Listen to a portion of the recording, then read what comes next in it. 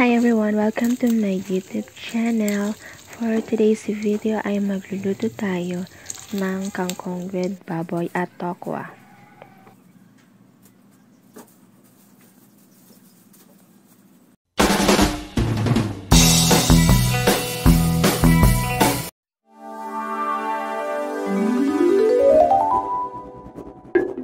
Ayan, una natin gagawin ay magprito ng tokwa. Pagkatapos natin magprito, hatiin na lang natin ito sa gusto nating size. Isunod naman nating prituhin ay ang hiniwang pork belly. Bali guys, minarinate ko na muna to sa soy sauce.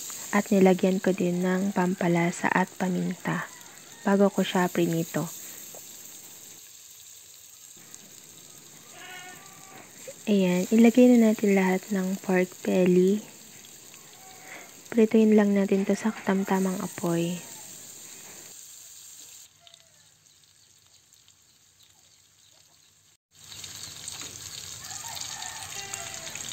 Ayan, balik na rin naman natin para maluto yung kabilang side ng pork belly.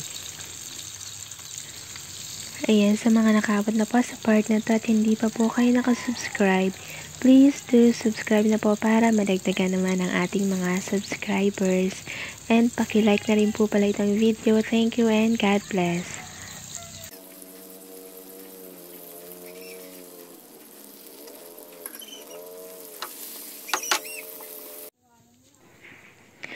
Ayan, tapos na tayo magprito. Hanguin na natin yan at iset aside muna natin.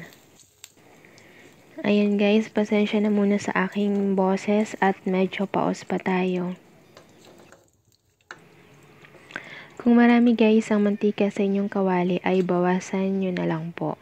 At ngayon ay maggigisa na tayo. Maglagay na tayo ng hiniwang sibuyas. Ginamit ko dito ay puting sibuyas.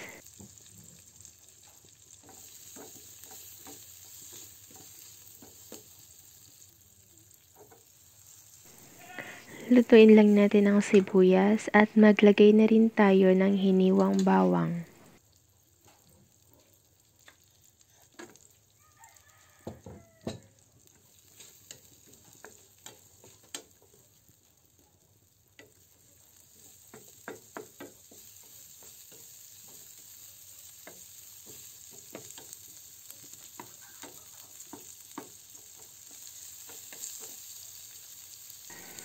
Lutuin lang natin yan at kapag medyo luto na, maglagay na tayo ng hiniwang kamatis.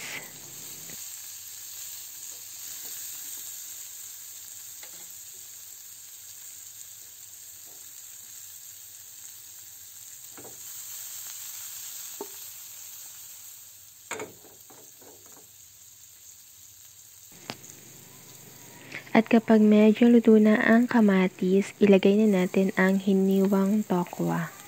Yung prinito natin to kanina.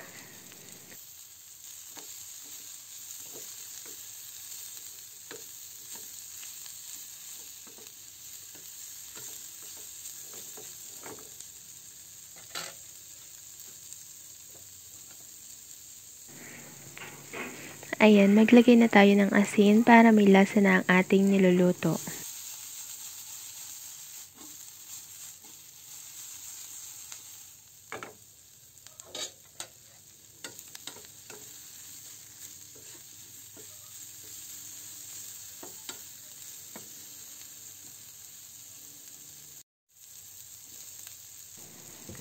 Maglagay na rin tayo dito ng hiniwang sili.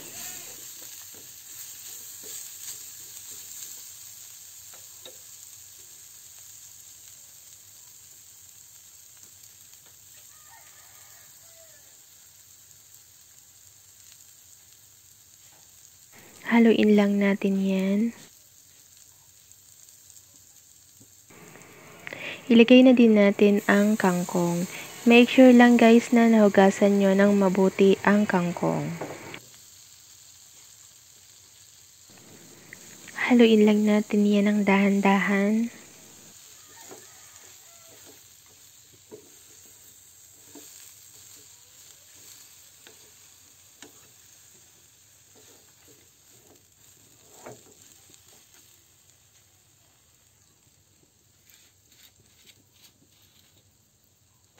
Maglagay na rin tayo dito ng 2 tablespoon ng soy sauce.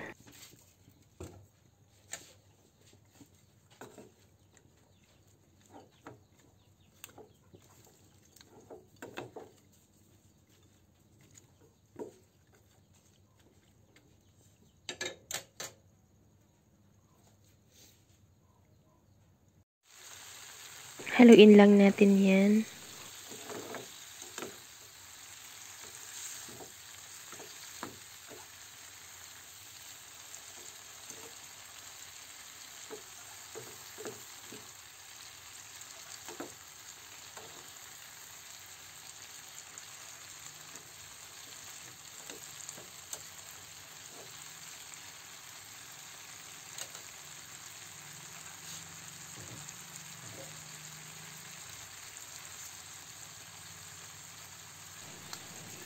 Lagyan na din natin ito ng durog na paminta.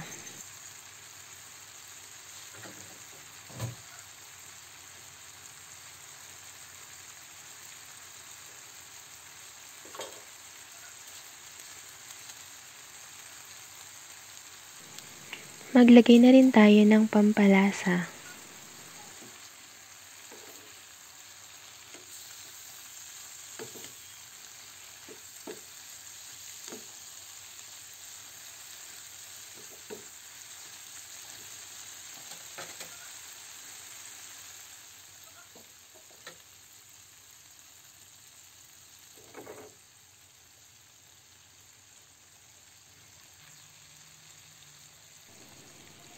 Ilagay na rin natin ang prinito natin kanina na karneng baboy.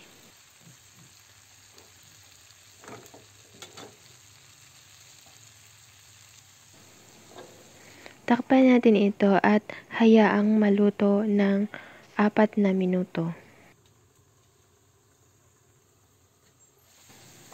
Pagkalipas ng 4 na minuto, alisin natin ang takip at haluin natin ito ng dahan-dahan lang.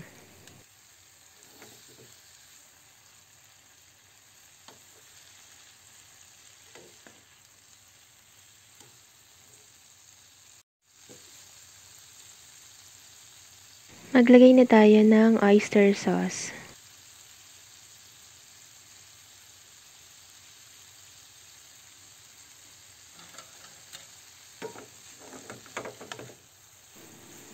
Haluin lang natin yan.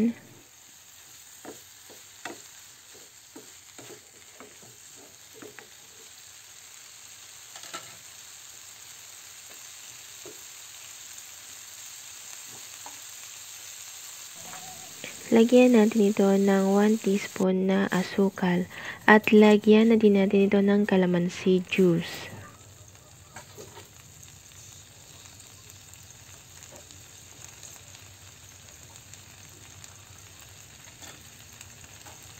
Haluin lang natin yan.